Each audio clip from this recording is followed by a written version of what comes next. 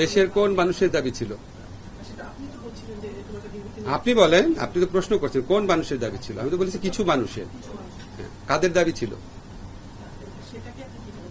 কাদের দাবি ছিল আপনি বলেন। আপনি তো সাংবাদিক, আপনি জানেন কাদের দাবি ছিল।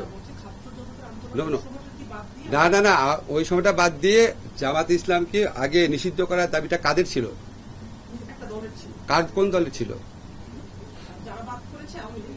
তা আওয়ামী লীগের নিষিদ্ধ করার দাবি ছিল। আওয়ামী লীগ 15 বছর ক্ষমতা ছিল, করে নাই কেন? তার মানে তো তাদের বদ মতলব ছিল। সিলন চা আবারও রপ্তানিতে শীর্ষে।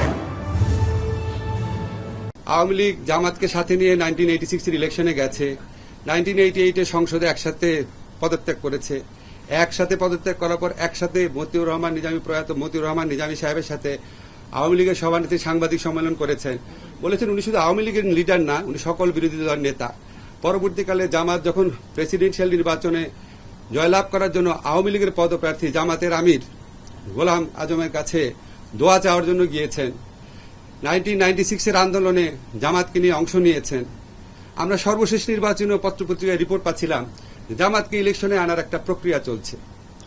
তারপরে যখন আওয়ামী লীগের বিভিন্ন মহল থেকে এ ধরনের দাবি করা হতো এবং আওয়ামী লীগ যখন আবার এই দাবিটা পূরণ না করত, আমার পার্সোনাল ওপিনিয়ন হচ্ছে এটা আওয়ামী লীগ জামাতকে চাপে রেখে তাদের কথা মতো চলতে বাধ্য করার একটা প্রক্রিয়া হিসেবে নিয়েছিল। আওয়ামী লীগের রাষ্ট্রীয় ক্ষমতায় দোর্দণ্ড প্রতাপে ছিল, কখনোই নিষিদ্ধ করে নাই। যখন ছাত্র জনতার বিপ্লবে যখন আওয়ামী লীগের প্রায় পরাজিত এবং পরাভূত হওয়ার মতো অবস্থা হয়েছে, তখন আপনার এই পুরা বিপ্লবটাকে, পুরা অভ্যুত্থানটাকে সন্ত্রাসী কর্মকাণ্ড আখ্যায়িত করে অবাধে দমন নিপীড়ন চালানোর একটা পর্যায়ে জামাতকে নিষিদ্ধ করেছে। সেটা তো কোনো নীতিগত অবস্থান হতে পারে না।